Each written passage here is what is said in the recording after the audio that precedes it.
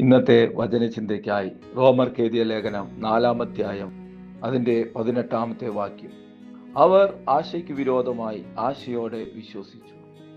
ഈ പ്രഭാതത്തിൽ ദൈവത്തിൻ്റെ വചനം നമ്മോട് സംസാരിക്കുന്നത് വിശ്വാസത്തിൻ്റെ മഹത്വത്തെക്കുറിച്ചാണ്. മനുഷ്യബുദ്ധിക്ക് അസാധ്യമെന്ന് തോന്നുന്ന കാര്യങ്ങൾ പോലും ദൈവത്തിൻ്റെ വാഗ്ദത്തങ്ങളിലൂടെ സാധ്യമാകുമെന്ന് നമ്മെ ഓർമ്മപ്പെടുത്തുന്നത് അബ്രഹാത്തിന്റെ ജീവിതമാണ്. തൻ്റെ വാർദ്ധക്യത്തിലും സാറയുടെ ഗർഭം നിർജീവമായിരുന്നിട്ടും ദൈവം പറഞ്ഞ വാഗ്ദത്തത്തിൽ അബ്രഹാം ആശയ്ക്ക് വിരോധമായി ആശയോടെ വിശ്വസിച്ചു. നമ്മുടെ കണക്കുകൾക്ക് അപ്പുറമാണ് ദൈവത്തിൻ്റെ പ്രവൃത്തികളും വഴികളും. അസാധ്യമായ കാര്യങ്ങൾ വാഗ്ദത്തം ചെയ്യുമ്പോൾ ഉറച്ചു നിൽക്കുന്ന വിശ്വാസമാണ് അനുഗ്രഹത്തിലേക്കുള്ള വഴി. അതുകൊണ്ട് സാറയുടെ നിർജീവമായ ഗർഭപാത്രം ജീവൻ കണ്ടെത്തുവാനും ദൈവത്തിൻ്റെ വാഗ്ദത്തം അത്ഭുതകരമായി നിറവേറ്റപ്പെടുവാനും ഇടയായിട്ട് തീർന്നു. വാഗ്ദത്തം ചെയ്യുന്നവൻ വിശ്വസ്തനാണ്, അവൻ വാക്ക് മാറാത്തവനാണ്, അത് പൂർത്തിയാക്കുവാൻ അവൻ സർവശക്തനാണ്.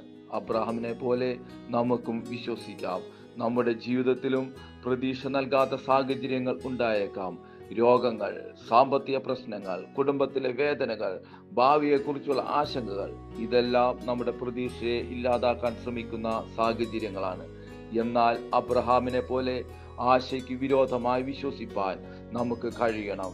കാരണം ദൈവം പറഞ്ഞത് അവൻ നിവർത്തിക്കുക തന്നെ ചെയ്യും. ദൈവത്തിൻ്റെ വാഗ്ദത്തങ്ങൾ അത്രയും ആമേൻ ആമേൻ തന്നെയാണ്. ദൈവത്തിൻ്റെ കരങ്ങൾക്ക് അസാധ്യമായതൊന്നും ഈ ലോകത്തിലില്ല. ഈ പ്രഭാതത്തിൽ നമ്മുടെ ജീവിതത്തെ പൂർണ്ണമായി നമ്മൾക്ക് ദൈവകരങ്ങളിൽ ഏൽപ്പിക്കാം. ദൈവം ഇന്ന് നമ്മുടെ ജീവിതത്തിൽ പ്രവർത്തിക്കുവാൻ പോകുന്ന അത്ഭുതങ്ങൾക്കായി കാത്തിരിക്കാം. നമുക്ക് ഒരുമിച്ച് പ്രാർത്ഥിക്കാം. കർത്താവെ, മനുഷ്യന്റെ കണ്ണിൽ പ്രതീക്ഷ ഇല്ലാത്തിടത്തും ആശയോടെ വിശ്വസിപ്പാൻ ഞങ്ങൾക്ക് കൃപ നൽകണമേ. അബ്രഹാത്തിന്റെ ദൈവമേ, ഞങ്ങളുടെ ജീവിതത്തിലും അങ്ങയുടെ വാഗ്ദത്തങ്ങൾ പൂർണ്ണമായി നിറവേറുവാൻ തക്കവണ്ണം വലിയ വിശ്വാസത്തിന്റെ ആഴങ്ങളെ പകരണമേ എന്ന് പ്രാർത്ഥിക്കുന്നു.